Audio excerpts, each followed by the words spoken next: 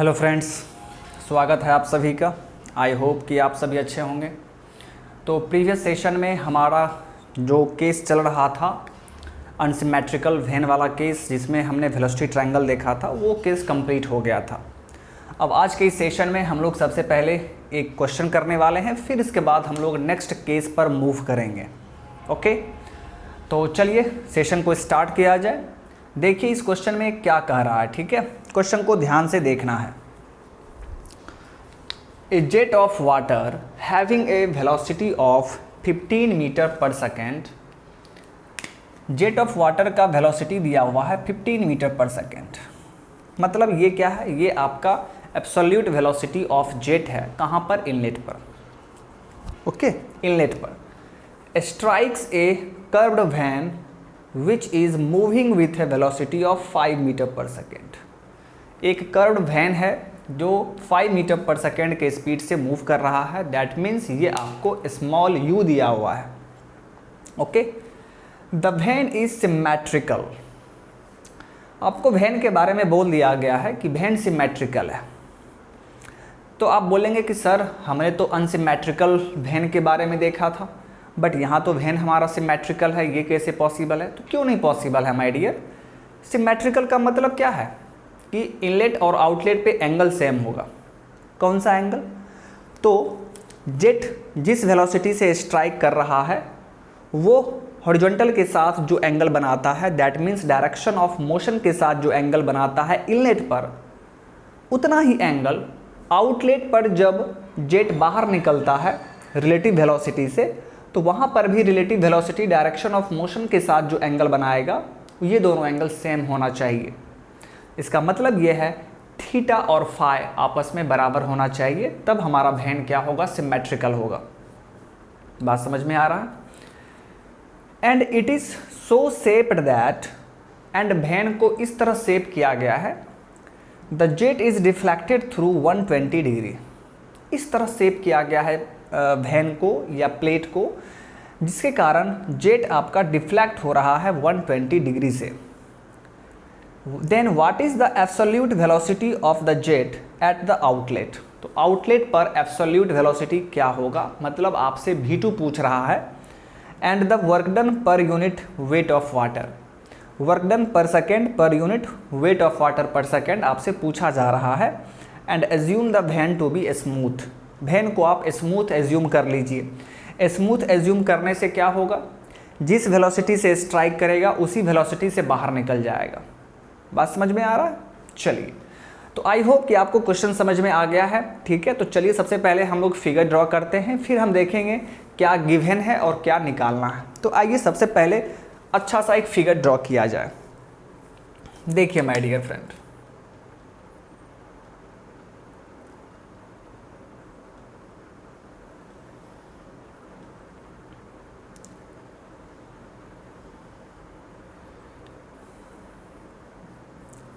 ये आपका वैन है एंड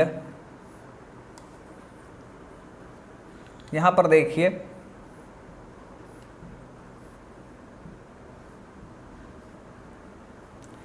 ये वैन, इस वैन का वेलोसिटी आपका स्मॉल u है, स्मॉल u है, और ये क्या है? डायरेक्शन ऑफ मोशन शो कर रहा है।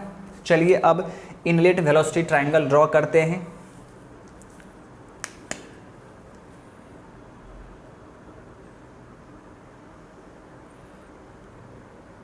सबसे पहले हम लोग इनलेट वेलोसिटी ट्रायंगल ड्रॉ करते हैं।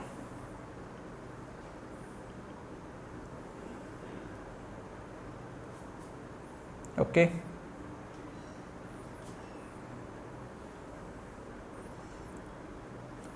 चलिए यहाँ पर आप जानते हैं कि ये कौन सा वेलोसिटी है?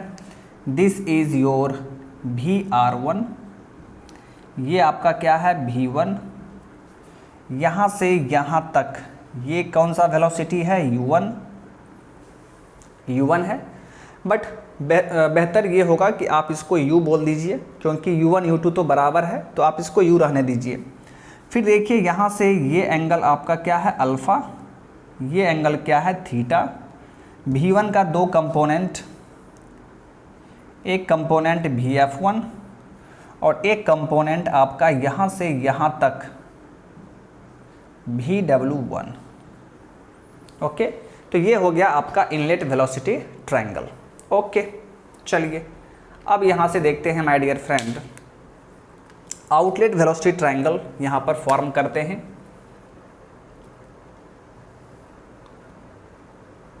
आउटलेट वेलोसिटी ट्रायंगल आप यहाँ पर बना दीजिए।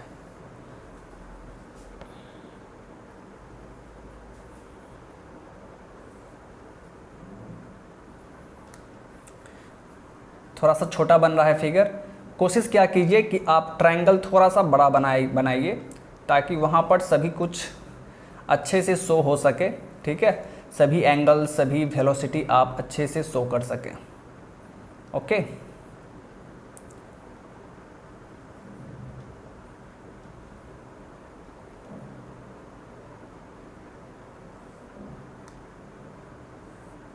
चलिए अब ये सही है। अब यहाँ से देखिए, ये हमारा क्या है, ये हमारा रिलेटिव वेलोसिटी Vr2, ये हमारा क्या होगा V2, this angle is beta, this angle is phi, V2 का ये कंपोनेंट Vf2 एंड ये कंपोनेंट क्या कहलाएगा, Vw2। ओके, एंड यहाँ से यहाँ तक हमारा क्या है, U2। ओके, देखिए यहाँ पर जो ट्रायंगल बनाया गया है, मैंने बनाया है, ये थोड़ा सा यहाँ से होना चाहिए था, लेकिन बार बार एरर आ जा रहा था, तो छोड़िए हम लोग यहीं से देख लेंगे। ठीक है, बात समझ में आ रहा है। ओके, अब देखिए ये तो वेलोसिटी ट्रायंगल हो गया, और हाँ यहाँ पर भी आप इसको U बोल दीजिए, क्योंकि U1 और U2 आपस में बराबर है, तो ये आपका U ही रहेगा।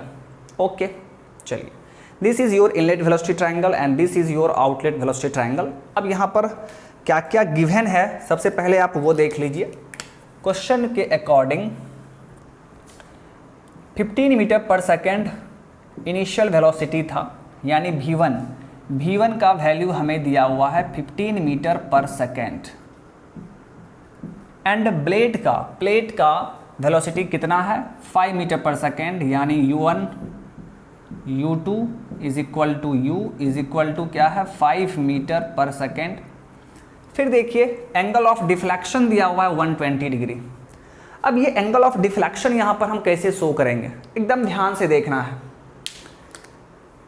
यहाँ पर जो स्ट्राइक कर रहा है जेट, वो किस वेलोसिटी से, तो आप बोलेंगे सर इस वेलोसिटी से, Vr1 से। अगर ये प्लेट यहाँ पर नहीं होता माय डियर फ्रेंड, तो देखिए ये वाला आपका क्या होता, लाइन, ये आपका इस तरफ जाता, ये वाला देखिए आपका जेट ऑफ वाटर जो है इस तरफ जाता, इस डायरेक्शन में जाता ना जी, इसी रिलेटिव वेलोसिटी से स्ट्राइक कर रहा है ना। तो अगर ये प्लेट यहाँ पर नहीं होता तो जेट आपका इसी डायरेक्शन में ट्रैवल करता, मूव करता, लेकिन एक्चुअल में ऐसा हुआ नहीं। एक्चुअल में यहाँ पर प्लेट है तो ये जेट डिफ्लेक्ट हो गया। जेट जा रहा था देखिए इस तरह, जेट इस डायरेक्शन में जा रहा था, लेकिन इस प्लेट के कारण जेट डिफ्लेक्ट हो गया और जेट देखिए यहाँ से निकल गया।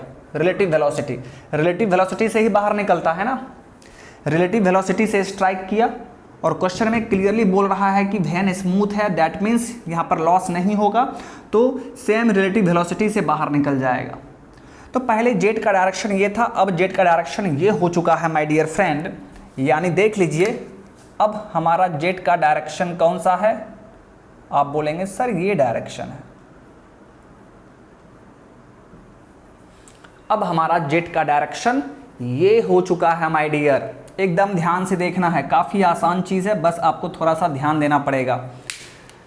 पहले रिलेटिव वेलोसिटी ये था, लेकिन अब देखिए यहाँ से निकल गया है, तो ये कितना डिफ्लेक्ट हुआ देखिए, तो आप बोलेंगे सर इतना एंगल डिफ्लेक्ट हुआ है, this is the angle of deflection, इस एंगल से डिफ्लेक्ट हुआ है। तो ये क्या है हमारा, एंगल ऑफ डिफ्लेक्शन, और इसका वैल्यू हमें दिया हुआ है 120 डिग्री। ओके, चलिए बहुत ही अच्छी बात है। अब इसके आगे देखते हैं क्या कह रहा है, symmetrical, the vane is symmetrical, ये वेन हमारा सिमेट्रिकल है। तो सिमेट्रिकल का मतलब मैंने आपको समझाया था कि जो टेंजेंट होता है, दैट मीन्स जिस वेलोसिटी से स्ट्राइक कर रहा है वो वेलोसिटी डायरेक्शन ऑफ मोशन के साथ इनलेट पे जो एंगल बनाएगा उतना ही एंगल आउटलेट पे जो रिलेटिव वेलोसिटी है वो डायरेक्शन ऑफ मोशन के साथ उतना ही एंगल बनाना चाहिए। दैट मीन्स थीटा और फाई जब आपस में बराबर हो जाएगा तो इस वेन को हम सिमेट्रिकल वेन कहते हैं, और अगर ये थीटा और फाई अलग अलग हो जाएगा, डिफरेंट हो जाएगा, तो इस वेन को हम लोग अनसिमेट्रिकल कहते हैं। बात समझ में आ रहा है? मैंने बताया था आपको, ठीक है। याद कीजिए जब हम लोग प्रीवियस केस देख रहे थे तो वहाँ पर मैंने आपको सिमेट्रिकल अनसिमेट्रिकल का मतलब समझाया था। वहाँ पर क्या था, तो वहाँ पर था भी वेलोसिटी का एंगल देख रहे थे। क्यों? क्योंकि वो उसी से स्ट्राइक कर रहा था ना, उसी वेलोसिटी से स्ट्राइक कर रहा था। बट यहाँ पर देखिए VR1 से स्ट्राइक कर रहा है, तो ये VR1 डायरेक्शन ऑफ मोशन के साथ जो एंगल यहाँ बनाएगा उतना ही एंगल यहाँ पर भी फॉर्म होना चाहिए। देन हम लोग कह सकते हैं कि ये वेन हमारा सिमेट्रिकल है। तो क्या लिखेंगे आप, हमारा वेन क्या है, symmetrical, vane is symmetrical. So इसका मतलब है कि theta is equal to phi, theta और फाई दोनों यहाँ पर बराबर हो जाएगा। ओके, चलिए देखिए और क्या गिवन है, और कुछ भी गिवन नहीं है माय डियर। एंड क्वेश्चन में क्या पूछ रहा है, what is the velocity, absolute velocity of jet eight outlet, that means हमसे V2 पूछा जा रहा है। And work done per second per unit weight of water striking पर सेकेंड, ये भी हमसे पूछा जा रहा है। तो ये दो चीज़ हमसे इस क्वेश्चन में पूछा जा रहा है, और इतना चीज़ यहाँ पर गिवन है, ये सभी चीज़ गिवन है, और देखिए हमसे दो चीज़ पूछा जा रहा है। तो आई होप कि आपको क्वेश्चन समझ में आ चुका है, ठीक है। चलिए, अगर आपको क्वेश्चन समझ में आ चुका है, ठीक है, तो हम लोग क्या करते हैं, हम लोग इसको मिटा देते हैं। बस आपको ध्यान देना है।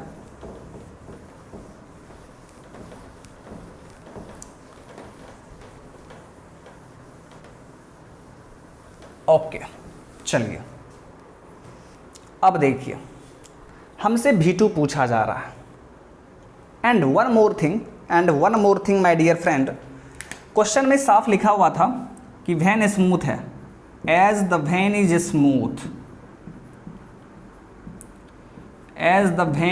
स्मूथ, चूँकि वेन हमारा स्मूथ है, इसका मतलब ये है कि दोनों ही रिलेटिव वेलोसिटी आपस में बराबर होगा। बताया था ना मैंने, अगर वेन स्मूथ होगा तो जिस वेलोसिटी से ये स्ट्राइक कर रहा है उतना ही वेलोसिटी से बाहर निकल जाएगा। इसका मतलब VR1 और VR2 आपस में बराबर होगा।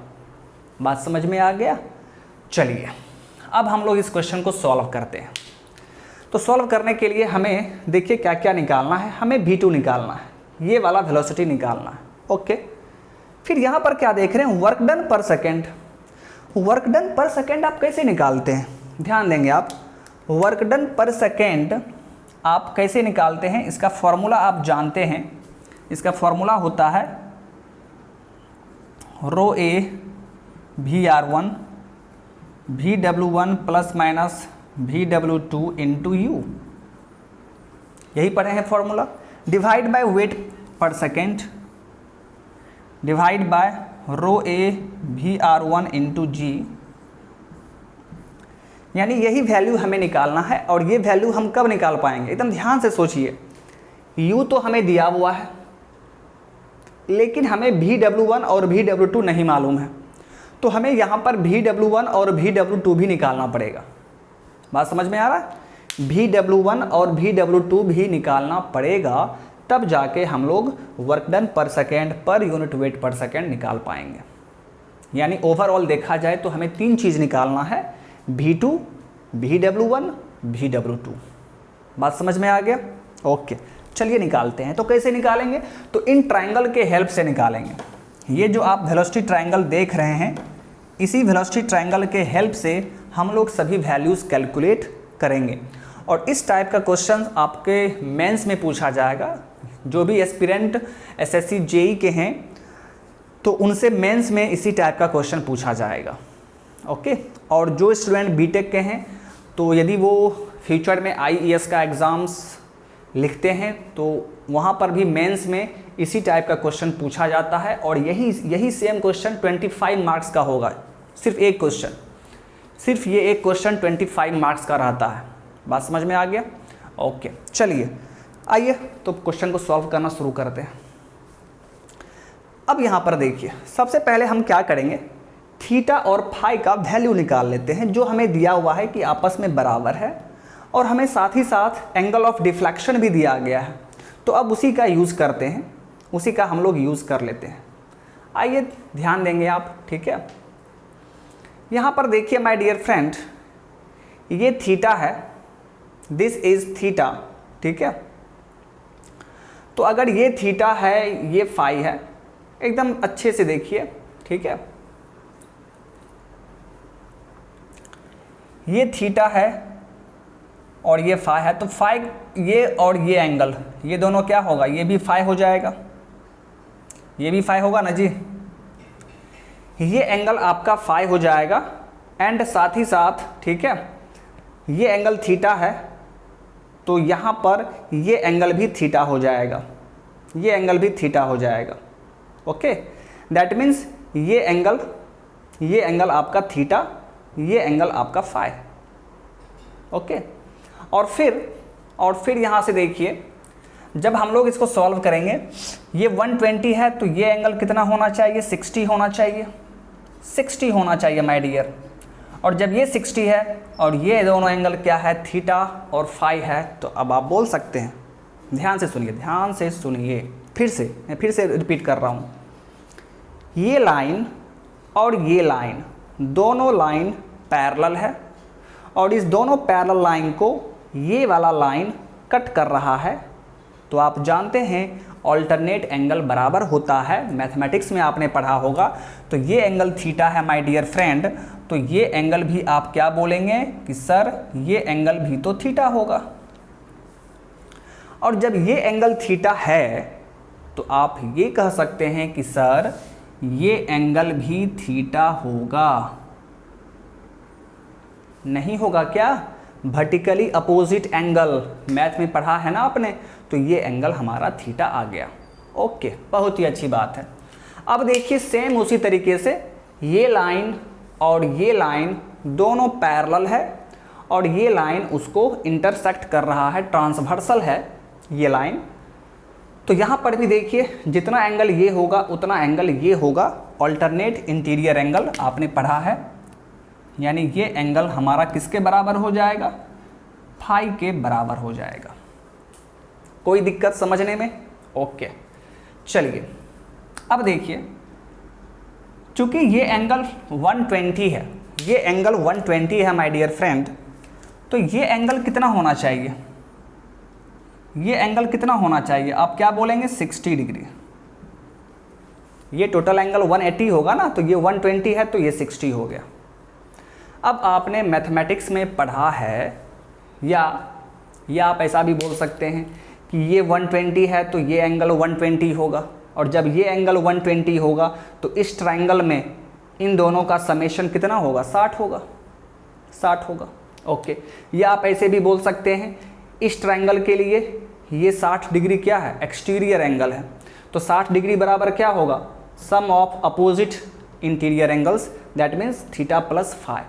यानी आप यहाँ से क्लियरली बोल सकते हैं कि थीटा प्लस फाई का वैल्यू 60 डिग्री होगा, और चूंकि थीटा और फाई दोनों आपस में बराबर है तो फाई के जगह पर थीटा लिख सकते हैं। तो यहाँ से देखिए थीटा का वैल्यू कितना आएगा और फाई का वैल्यू, चूंकि दोनों सेम है तो थीटा और फाई का वैल्यू हमारा 30 डिग्री आ चुका है। थीटा और फाई दोनों ही 30 डिग्री हमारा आ गया है। तो देखिए जो डिफ्लेक्शन दिया हुआ था वहाँ से हमने थीटा और फाई निकाल लिया। ओके, बहुत ही अच्छी बात है माय डियर। अब चलिए, थीटा हमारा निकल गया 30 डिग्री। ओके, ये एंगल तो आप क्या बोलेंगे, सर ये एंगल तो 150 हो गया, ये 30 है तो ये 150 हो गया। ओके, क्वेश्चन में हमें V1 दिया हुआ है, अल्फ़ा हमें नहीं दिया हुआ है, अल्फ़ा हमें नहीं दिया हुआ है, तो हम अल्फ़ा निकालेंगे, हम अल्फ़ा कैलकुलेट करेंगे। ओके, अब देखिए ये एंगल कितना होगा माय डियर, ये एंगल कितना होगा यदि आपसे पूछा जाए तो आप क्या कहेंगे, बोलिए। यहाँ पर देखिए ये एंगल कितना होना चाहिए, ये आपका 150 है, ये प्लस अल्फ़ा है, तो ये कितना होना चाहिए, 30 माइनस अल्फ़ा होना चाहिए, 30 माइनस अल्फ़ा। ये 150 है तो ट्रायंगल में तीनों एंगल का सम 180 होता है ना जी। तो this angle plus alpha plus 150 is equal to 180, is equal to 180। तो वहाँ से आप इसको बोल सकते हैं कि this angle is 30 minus alpha, 30 minus alpha. Okay, और कैसे ये पॉसिबल हुआ, तो ऐसे भी आप देख सकते हैं, ये एक्सटीरियर एंगल है तो ये किसके बराबर होगा, सम ऑफ अपोजिट इंटीरियर, यानी इन दोनों के सम के बराबर थीटा होगा। तो थीटा 30 है ना, तो ये 30 है, यानी इन दोनों का समेशन 30 होना चाहिए। तो ये अल्फ़ा है तो ये 30 माइनस अल्फ़ा होगा, 30 माइनस अल्फ़ा होगा। So this is 30 minus alpha.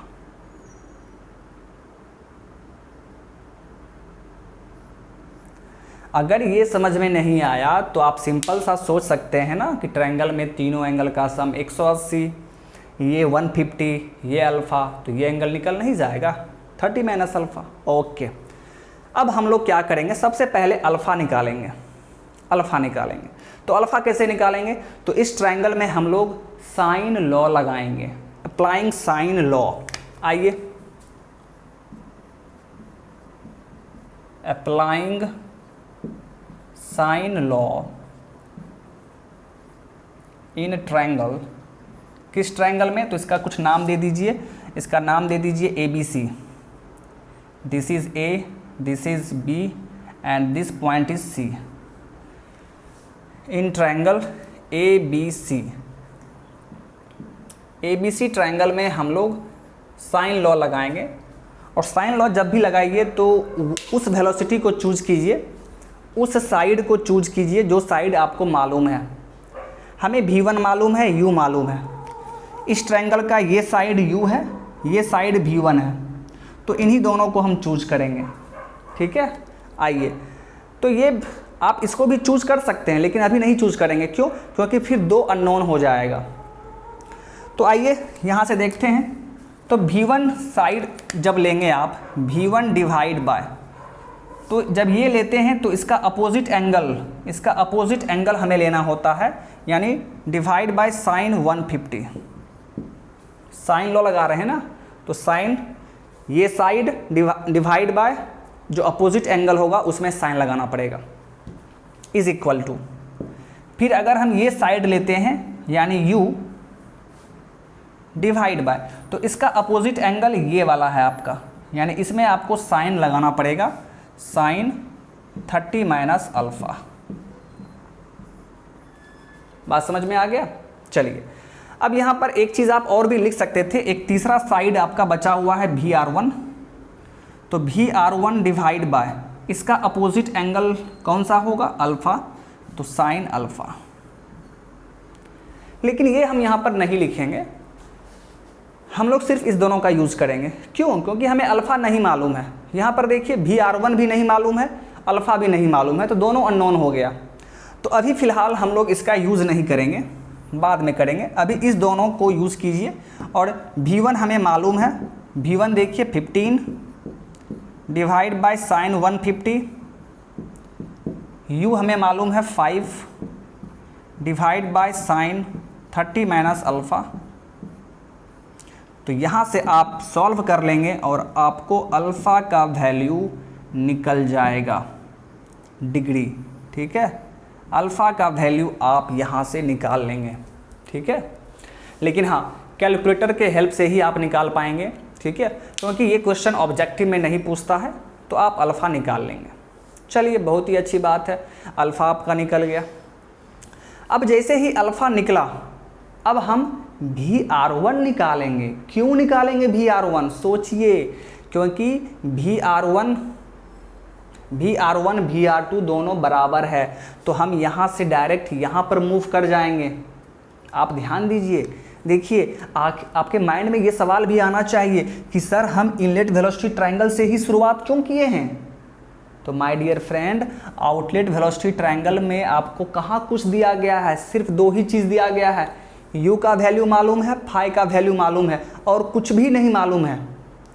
लेकिन इस इनलेट वेलोसिटी ट्रायंगल में देखिए, आपको v1 भी मालूम है, u भी मालूम है, थीटा भी मालूम है, तो यहाँ पर आपको तीन चीज़ मालूम है, तो यहाँ पर हमें वैल्यू निकालने में आसानी होगा। इसीलिए हम लोग यहाँ से हमने शुरू किया है, और यहीं से हम लोग VR1 निकाल लेंगे। जैसे ही VR1 निकाल लेंगे तो यहाँ पर हमें VR2 भी निकल जाएगा, क्योंकि दोनों आपस में बराबर है। तो अब यहाँ पर VR2 मालूम हो गया, U मालूम है, फाई मालूम है, तीन चीज़ यहाँ पर भी मालूम हो जाएगा। फिर यहाँ पर भी हम लोग साइन लॉ अप्लाई कर देंगे और आप देखेंगे कि आपका V2 आसानी से निकल जाएगा। यही अप्रोच, यही तरीका है माय डियर फ्रेंड। बात समझ में आ गया? तो आइए देखिए, हमारा अल्फ़ा तो निकल गया। अब जैसे ही अल्फ़ा निकल गया, अब आप इन दोनों को ले लीजिए, अब आप इन दोनों का यूज कीजिए, ठीक है। V1 divide by sine 150 is equal to VR1 by sine alpha. आइए मैं यहाँ पर लिखता हूँ, ठीक है। अब हम लोग उन दोनों का यूज करेंगे। V1 divide by sine 150 is equal to VR1 by sine alpha. Alpha तो हमने निकाल लिया है, अल्फ़ा तो हमने यहाँ पर निकाल लिया है, तो अल्फ़ा यहाँ पर पुट कर देंगे। V1 भी हमें मालूम है, ये वैल्यू भी मालूम है, तो यहाँ से आपका VR1 निकल जाएगा। VR1 आप आसानी से निकाल लेंगे। तो आइए my dear, inlet velocity triangle से हमने VR1 भी निकाल लिया। बात समझ में आ गया? ओके, चलिए, VR1 भी आपका निकल चुका है, और जैसे ही VR1 आपका निकल गया है, आप तुरंत कहाँ पर मूव करेंगे?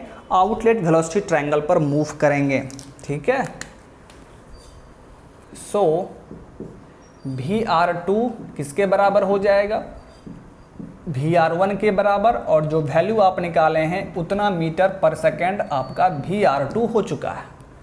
यानी VR2 हमें मालूम चल गया।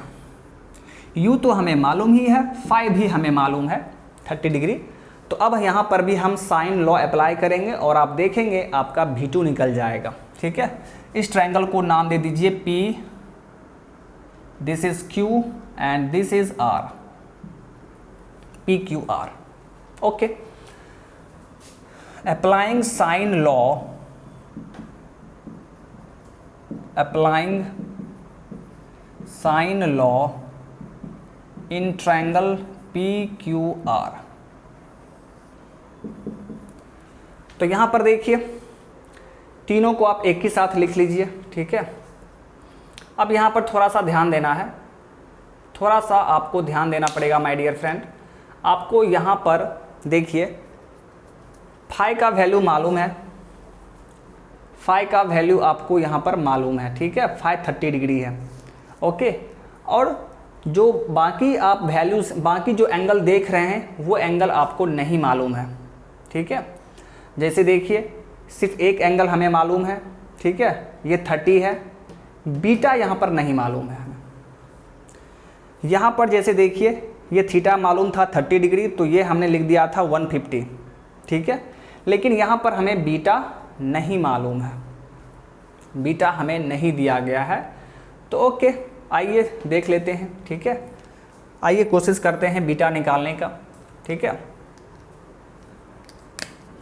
इस पॉइंट पर आप एक हॉरिजॉन्टल लाइन ड्रॉ कर दीजिए, इस पॉइंट पर आप एक हॉरिजॉन्टल लाइन ड्रॉ कर दीजिए, ठीक है। चलिए बहुत ही अच्छी बात है। ये एंगल फाई है और ये हॉरिजॉन्टल लाइन है आपका, और दिस इज़ योर ट्रांसवर्सल। तो ये फाई है तो ये भी क्या होगा, फाई, ये भी क्या हो जाएगा, फाई हो जाएगा। ओके, जब ये फाई होगा तो ये पूरा एंगल कितना हो जाएगा, 150। ये पूरा एंगल आपका क्या हो जाएगा, 150 हो जाएगा। ठीक है, ओके।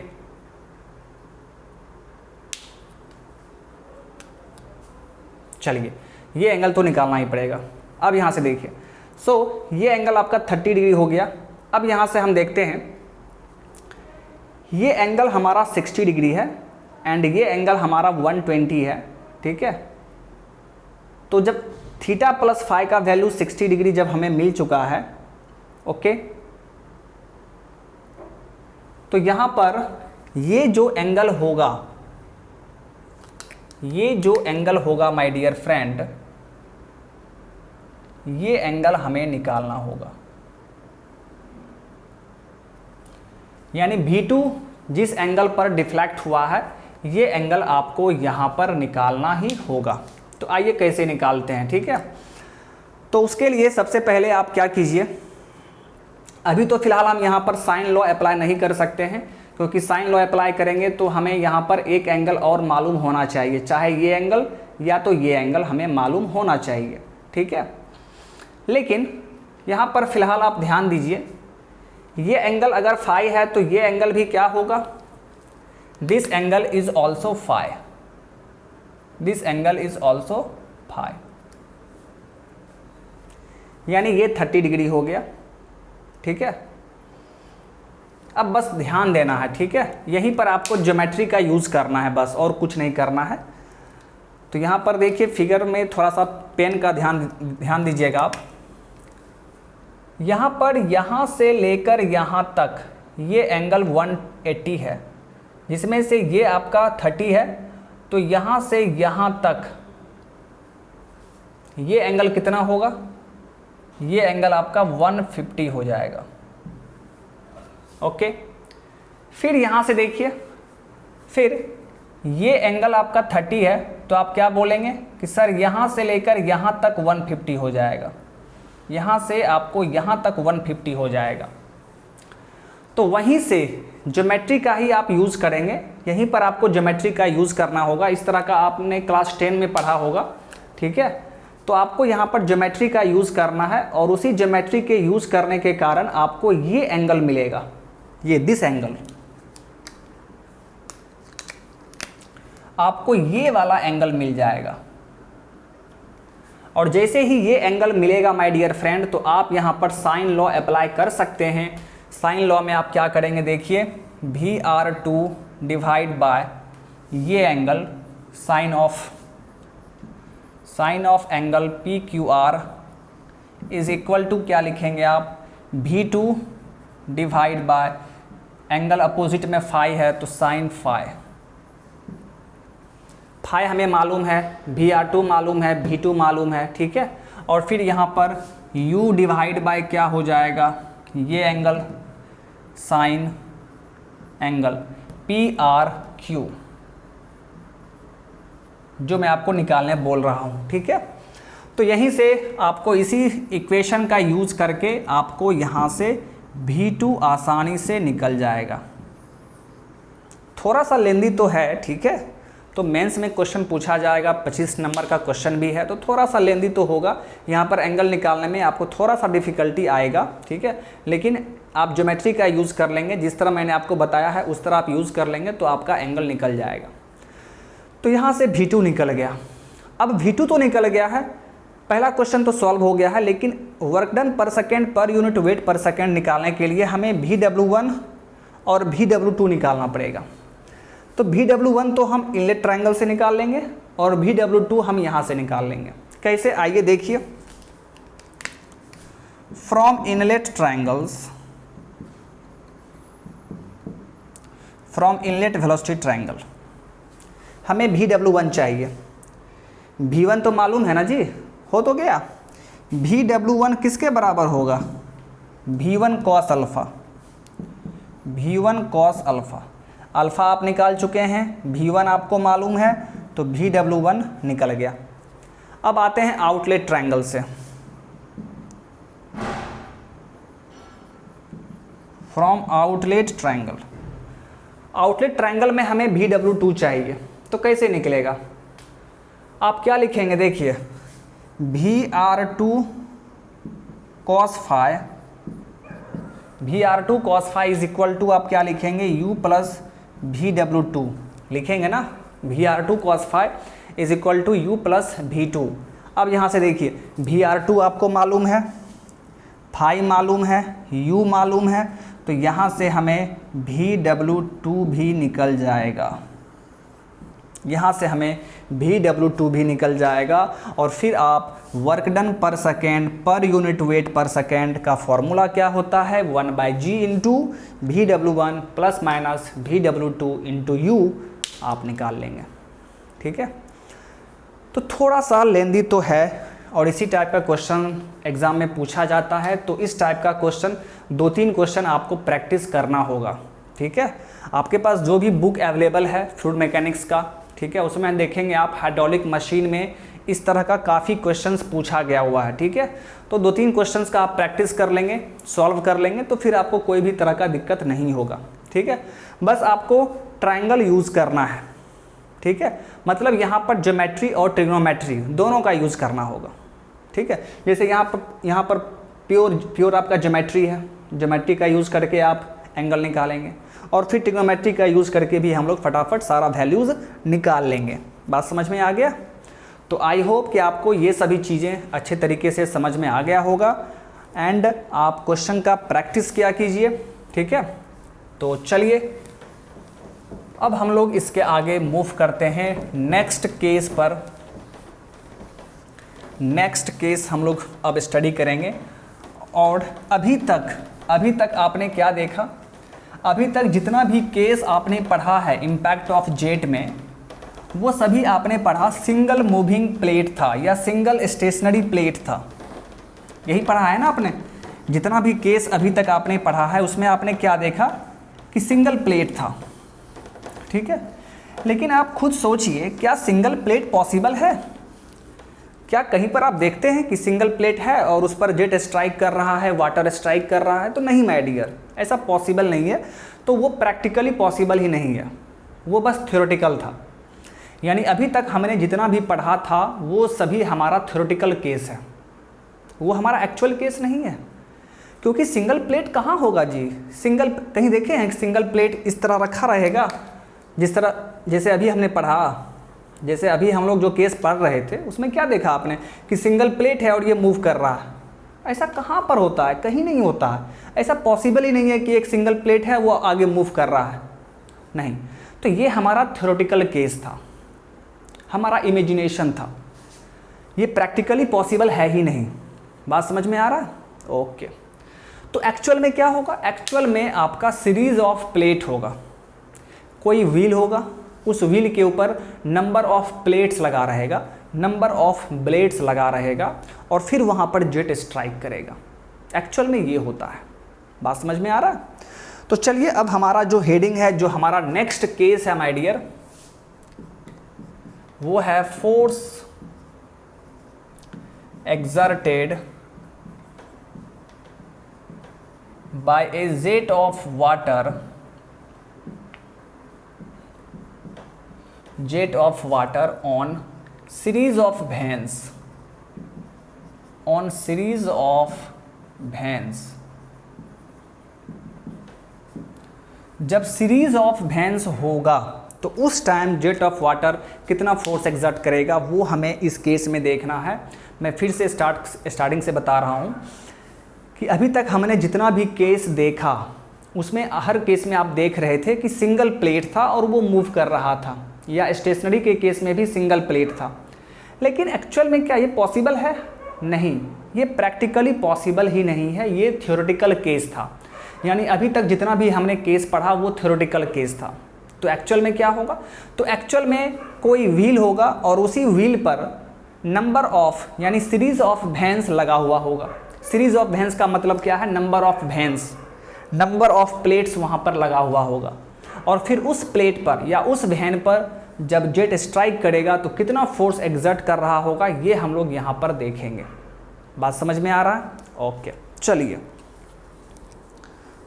अब हम लोग यहाँ पर देखते हैं ये सभी पॉइंट जो मैंने आपको बताया है कि single moving plate practically possible नहीं है, थ्योरेटिकल है, तो ये सब पॉइंट मैं नहीं लिखवाऊंगा, ठीक है।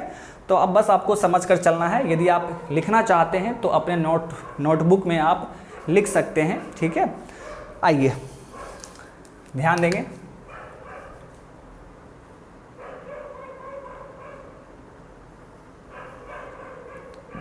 देखिए ये मान लीजिए आपका व्हील है,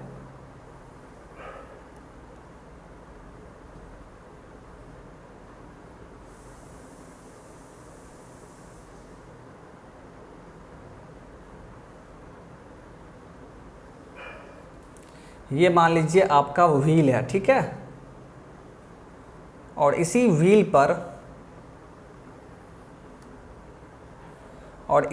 पर नंबर ऑफ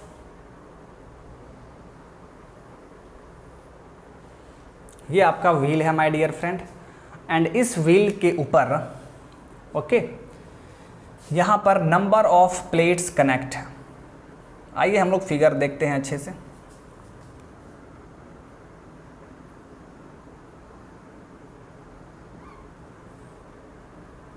एक्चुअल में देखिए ये होता है, एक आपका सर्कुलर व्हील होगा और इसी सर्कुलर व्हील के ऊपर नंबर ऑफ प्लेट्स लगा हुआ होगा। ये मान लीजिए फर्स्ट प्लेट, ये मान लीजिए सेकेंड प्लेट, ये मान लीजिए थर्ड प्लेट,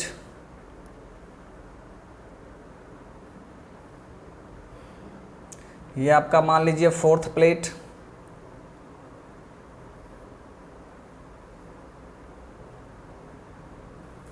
ओके। फिर यहाँ पर फिफ्थ, और फिर यहाँ पर एक प्लेट और भी है इस तरह। तो नंबर ऑफ प्लेट्स यहाँ पर लगा हुआ है इस व्हील के ऊपर, एंड जो भी प्लेट लगा रहता है वो इक्वली स्पेस्ड होता है। हो सकता है कि यहाँ पर इक्वली स्पेस्ड ना दिख रहा हो, नहीं दिख रहा है, बिल्कुल नहीं दिख रहा है, लेकिन आपको ये समझ कर चलना है कि ये इक्वली स्पेस्ड होता है। जितना जगह यहाँ पर होगा उतना ही जगह यहाँ, उतना ही यहाँ, इक्वली स्पेस्ड होता है। तो इस तरह आपका व्हील पे वैन कनेक्ट होता है। 1 2 3 4 5 6, जरूरी नहीं है कि 6 वैन ही होगा, और भी वैन हो सकता है, ओके। अभी ये आपका व्हील जो है रुका हुआ है, लेकिन अब यहाँ पर क्या होगा, यहाँ से देखिए जेट ऑफ वाटर इसको स्ट्राइक करेगा। अब ये आपका क्या है, जेट ऑफ वाटर, और ये जेट कहाँ से निकल रहा है जी, नोजल से निकल रहा है। तो आप जानते हैं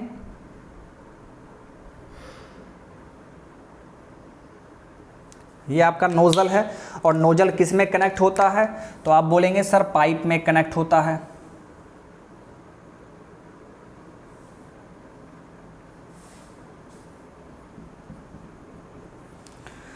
एंड ये जेट मान लीजिए v वेलोसिटी से आ रहा है। एकदम ध्यान से समझते जाइए। स्टार्टिंग में ये रुका हुआ है और जेट v वेलोसिटी से इसको स्ट्राइक किया। जब इसको स्ट्राइक करेगा तो ये प्लेट क्या होगा, इस डायरेक्शन में मूव करेगा। ये प्लेट आपका इस डायरेक्शन में जाएगा, ये ऊपर की तरफ जाएगा, और ये वाला जो वैन है ये नीचे की तरफ यहाँ पर आ जाएगा। फिर ये उस पर फोर्स लगाएगा, फिर ये वाला यहाँ आ जाएगा, ये वाला वैन यहाँ पर आएगा, फिर ये इस पर फोर्स लगाएगा, फिर इस तरह जाएगा। तो मतलब ये चीज़ चलता रहेगा, ये चलता रहेगा। तो फिर क्या होगा कि आप कुछ देर के बाद देखेंगे कि ये व्हील जो है एक कांस्टेंट स्पीड से रोटेट करना शुरू कर देगा। एक कांस्टेंट स्पीड से ये रोटेट करना शुरू कर देगा। बात समझ में आ रहा है? तो लेकिन ऐसा कब होता है, कुछ टाइम के बाद ये मान लीजिए ओमेगा वेलोसिटी से मूव करना शुरू कर देता है। ओके, अब देखिए, तो आपने क्या कहा कि सर कुछ टाइम के बाद ये u वेलोसिटी से मूव करना शुरू कर देगा। स्टार्टिंग में नहीं होता है ना, स्टार्टिंग में ये u वेलोसिटी से मूव नहीं कर रहा है, स्टार्टिंग में ये रुका हुआ है। लेकिन जब ये जेट लगातार स्ट्राइक करते जाता है प्लेट के ऊपर, और लगातार एक प्लेट के बाद दूसरा प्लेट यहाँ पर आ रहा है और ये उस पर फोर्स लगा रहा है, तब कुछ टाइम के बाद ये एक कांस्टेंट वेलोसिटी से मूव करना शुरू करता है। तो मान लीजिए u वेलोसिटी से ये मूव करना शुरू कर रहा है। ओके, अब यहाँ पर ये आपका क्या है, सीरीज ऑफ वेन्स। तो यहाँ पर कुछ न्यू थिंग यहाँ पर आएगा, कुछ नई चीज़ें यहाँ पर आएगी। ठीक है, देखिए इसके पहले आपने क्या पढ़ा था मूविंग प्लेट के केस में, कि जो जेट ऑफ वाटर है वो रिलेटिव वेलोसिटी से स्ट्राइक करता है। ओके, तो मास ऑफ वाटर स्ट्राइकिंग पर सेकेंड निकालने के लिए हम लोग वहाँ पर रिलेटिव वेलोसिटी लिया करते थे, क्योंकि वो रिलेटिव वेलोसिटी से स्ट्राइक करता है। ओके, लेकिन यहाँ पर स्टार्टिंग में क्या हो रहा है, एकदम स्टार्टिंग का बात कीजिए। स्टार्टिंग में क्या हो रहा है, एकदम ध्यान से सुनिएगा। जब ये प्लेट रुका हुआ है तो उस टाइम जेट ऑफ वाटर पूरा का पूरा इसके साथ कांटेक्ट में है। उस टाइम ये भी वेलोसिटी से स्ट्राइक कर रहा है। यानी मास ऑफ वाटर स्ट्राइकिंग पर सेकेंड जब हम निकालेंगे तो उस टाइम हम वेलोसिटी भी लेंगे, क्योंकि देखिए तो सही, स्टार्टिंग से ही पूरा जेट ऑफ वाटर इस प्लेट के साथ कांटेक्ट में है। फिर कुछ टाइम के बाद जब ये मूव करना शुरू कर देगा u वेलोसिटी से, तो उस टाइम जेट इस प्लेट को रिलेटिव वेलोसिटी से स्ट्राइक करेगा। लेकिन स्टार्टिंग में तो v वेलोसिटी से स्ट्राइक कर रहा है जी। तो यहाँ पर जो मेजर डिफरेंस है, प्रीवियस केस में आपने क्या देखा, मास पर सेकेंड बराबर आप क्या लिख रहे थे, रो ए भी r1। लेकिन यहाँ पर जो हम मास पर सेकेंड निकालेंगे उसमें रिलेटिव वेलोसिटी नहीं होगा, उसमें कौन सा वेलोसिटी होगा, भी होगा। ऐसा क्यों, क्योंकि स्टार्टिंग में पूरा का पूरा जेट ऑफ वाटर इस प्लेट के साथ कांटेक्ट में है, तो भी वेलोसिटी से कांटेक्ट में है, तो मास ऑफ वाटर पर सेकेंड क्या हो जाएगा, रो ए भी हो जाएगा। ये चीज़ आपको यहाँ पर ध्यान रखना है। Here mass of water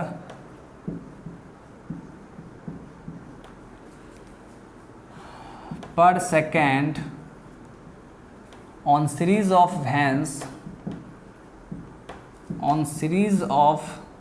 veins is equal to क्या होगा, रो ए भी होगा। यही मेजर डिफरेंस है, यहाँ पर कंफ्यूज नहीं होना है। देखिए स्टार्टिंग में जब आपका फिक्स प्लेट था माय डियर, देखिए स्टार्टिंग से देखिए, जब फिक्स प्लेट था तो उस time mass per second row a भी था, क्योंकि फिक्स प्लेट के लिए भी वेलोसिटी से स्ट्राइक कर रहा था। जब आपका मूविंग प्लेट तो उस टाइम मास पर सेकेंड आपका क्या हो गया, रो ए भी r1 हो गया, क्योंकि रिलेटिव वेलोसिटी से स्ट्राइक कर रहा था। और ये दोनों किसके लिए है, ये दोनों आपका है सिंगल प्लेट के लिए, बट ये दोनों किसके लिए है, सिंगल प्लेट के लिए। लेकिन अगर सीरीज ऑफ प्लेट होगा तो सीरीज ऑफ प्लेट के लिए my dear mass per second क्या होगा, रो ए भी होगा।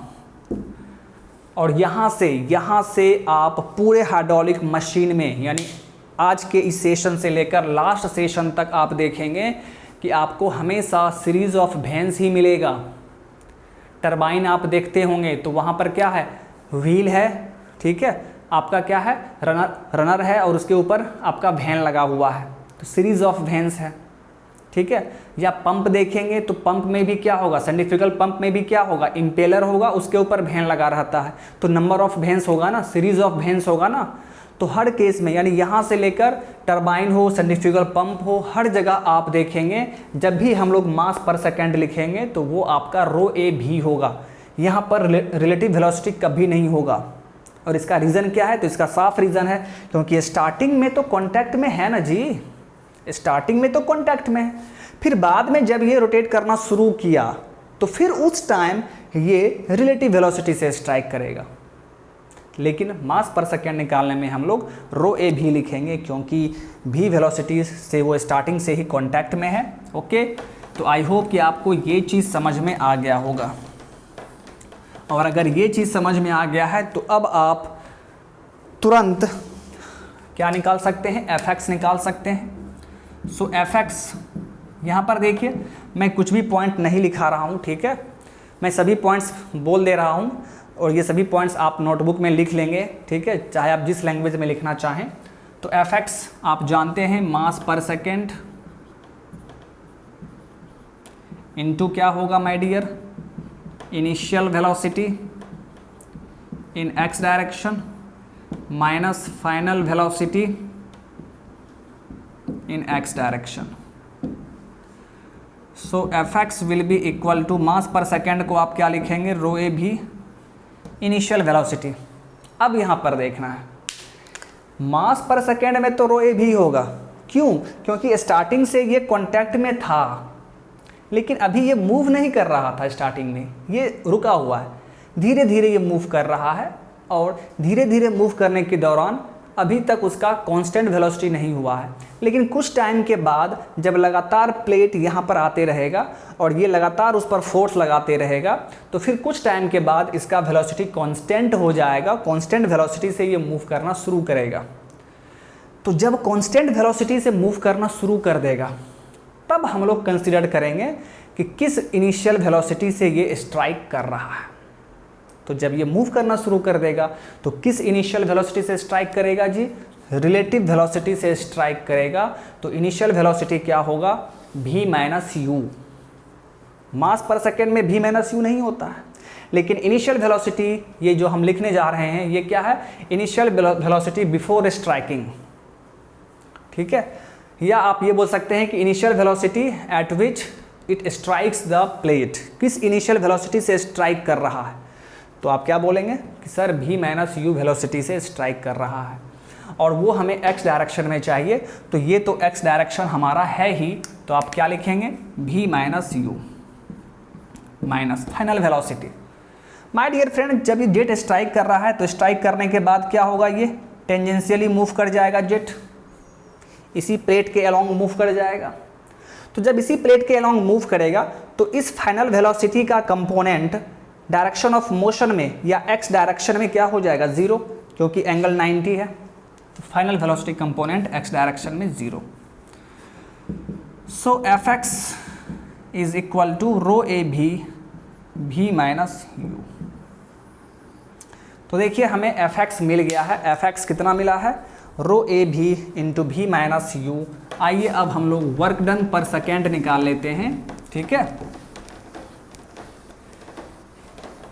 यानी यहाँ से जो आपका केस स्टार्ट हुआ है ये आपके लिए इम्पोर्टेंट है क्योंकि आपको सीरीज ऑफ प्लेट ही पढ़ना है, ठीक है।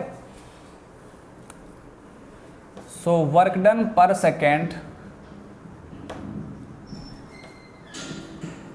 Work done per second on the series of vanes,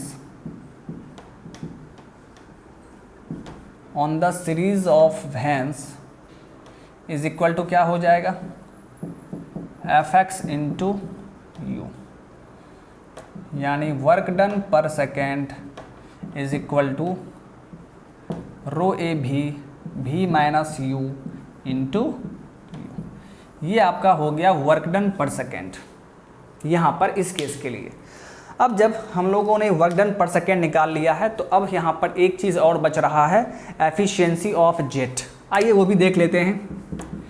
efficiency of jet ये क्या होता है, आउटपुट बाय इनपुट। आउटपुट क्या है यहाँ पर, work done per second.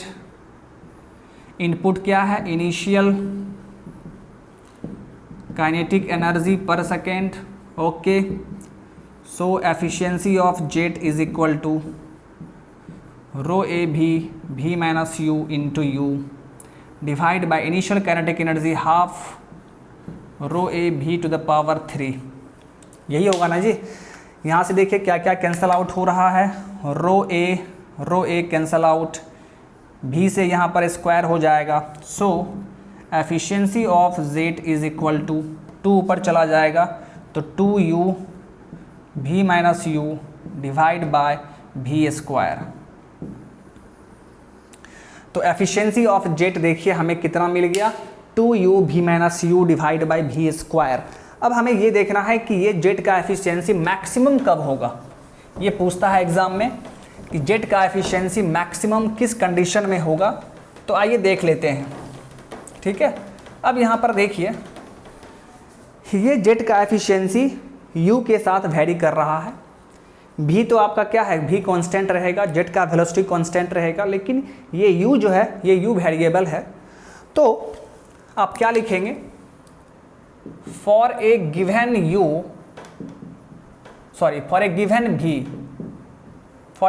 v efficiency of jet will be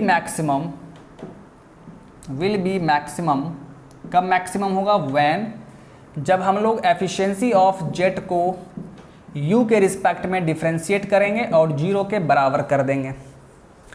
v तो कांस्टेंट है, यानी जेट का एफिशिएंसी u के साथ वेरी करेगा, तो हमने क्या किया, उसको डिफ्रेंशिएट करके 0 कर दिया है। अब देखिए इसका डिफ्रेंशिएशन करेंगे तो 1/v² बाहर 2u भी, ये 2u भी है, तो 2u भी को u के रिस्पेक्ट में करेंगे तो 2v माइनस ये 2u² हो गया, तो 2 इंटू u² यानी 2 इंटू u बराबर क्या हो जाएगा, 0।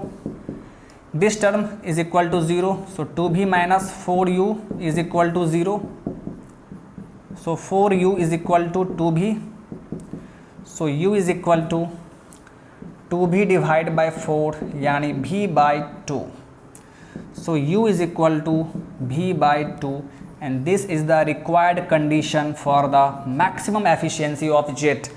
तो जेट का एफिशिएंसी यहाँ पर मैक्सिमम कब होगा माय डियर, तो जब ब्लेड का जो स्पीड है या वेन का जो स्पीड है वो अगर एब्सोल्यूट वेलोसिटी ऑफ जेट का हाफ हो जाता है, तो उस टाइम जेट का एफिशिएंसी मैक्सिमम हो जाएगा।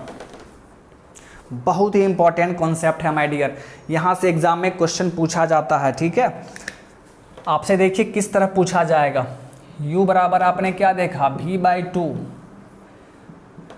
ये किसके लिए है, for maximum efficiency, for maximum efficiency of jet. तो आपसे यहाँ से ये भी पूछ सकता है कि बाबू blade speed and absolute velocity का रेशियो क्या होगा मैक्सिमम एफिशिएंसी के लिए, तो 1/2। ये आपसे पूछ सकता है कि v/u का रेशियो क्या होगा, तो क्या बोलेंगे, 2।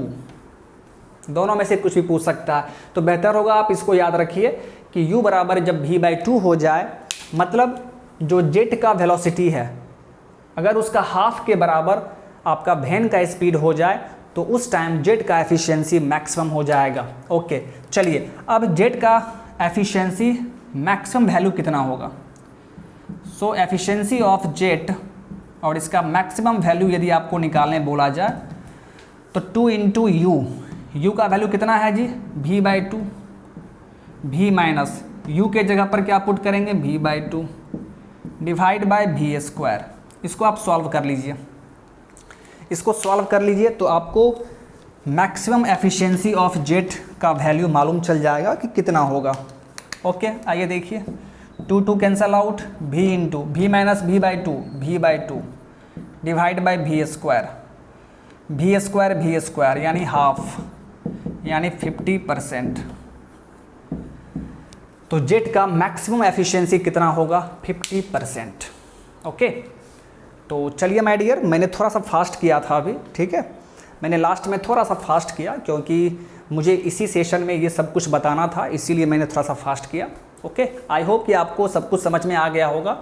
ये सभी सिंपल सा चीज़ है। ठीक है, तो ये सभी चीज़ आपको ध्यान में रखना है। यहाँ पर 2 चीज़ इंपॉर्टेंट है। फर्स्ट चीज़, जेट का एफिशिएंसी मैक्सिमम कब होगा, तो ये पॉइंट याद रखना है। एंड जेट का एफिशिएंसी का मैक्सिमम वैल्यू कितना होगा, तो आप क्या बोलेंगे, 50% होगा। ठीक है, तो ये था माय डियर फ्रेंड केस जिसमें आपने देखा सीरीज ऑफ प्लेट्स लगा हुआ था। तो एक्चुअल में यही होता है, हाइड्रोलिक टरबाइन हो, सेंट्रीफ्यूगल पंप हो, सभी में आप देखते हैं कि व्हील रहेगा और उसके ऊपर सीरीज ऑफ प्लेट रहेगा, नंबर ऑफ प्लेट्स रहेगा। तो एक्चुअल केस तो हमारा यही है ना जी। इसके पहले हम लोग जितना पढ़े थे वो सब हमारा थ्योरेटिकल केस था, एक्चुअल में वो पॉसिबल नहीं था। लेकिन आज के इस सेशन से यहाँ से आप जितना भी केस देखेंगे वो सभी आपका एक्चुअल होगा और सभी में आप देखेंगे नंबर ऑफ प्लेट्स लगा रहेगा और जब नंबर ऑफ प्लेट्स लगा रहेगा तो यहाँ पर दो चीज़ ध्यान में रखना है कि जब मास पर सेकेंड निकालेंगे तो वहाँ पर एक्चुअल वेलोसिटी होगा, क्योंकि स्टार्टिंग से ही कॉन्टैक्ट में है वो। और जब इनिशियल वेलोसिटी निकालेंगे तो वहाँ पर रिलेटिव वेलोसिटी आएगा, क्योंकि रिलेटिव वेलोसिटी से ही स्ट्राइक कर रहा है। बाद में जब वो कांस्टेंट स्पीड से मूव करना शुरू कर दिया है, कांस्टेंट स्पीड से, तो उस टाइम जेट किस वेलोसिटी से स्ट्राइक करेगा? रिलेटिव वेलोसिटी से। तो इनिशियल वेलोसिटी जो हम निकालते हैं उसमें हम रिलेटिव वेलोसिटी लेंगे, लेकिन जब मास पर सेकंड निकालेंगे तो उसमें हम एक्चुअल वेलोसिटी लेंगे। यही दो पॉइंट आपको ध्यान में रखना है। जितना भी सीरीज ऑफ प्लेट्स पढ़ेंगे, यानी आज के बाद जितना भी केस आप देखेंगे पूरे हाइड्रोलिक मशीन में, सभी में आप मास पर सेकंड में एब्सोल्यूट वेलोसिटी लेंगे। बात समझ में आ गया? आई होप कि आप ये सब कुछ समझ गए हैं अच्छे तरीके से। तो चलिए माय डियर, ये केस कंप्लीट हुआ। इम्पैक्ट ऑफ जेट में 1 केस और बचा हुआ है। जो आपका फर्स्ट चैप्टर चल रहा है इम्पैक्ट ऑफ जेट, इसमें अब एक केस और बचा हुआ है, वो हम लोग नेक्स्ट सेशन में देख लेंगे। तो फिर आपका impact of jet chapter complete हो जाएगा एंड आफ्टर दैट हम लोग हाइड्रोलिक टरबाइन स्टार्ट करेंगे। बात समझ में आ गया? तो चलिए माय डियर, आज के इस सेशन को यहीं पर स्टॉप किया जाए। आई होप कि आपको सारा चीज़ अच्छे तरीके से समझ में आ गया है। तो मिलते हैं फिर नेक्स्ट सेशन में। Thank you my dear, bye bye.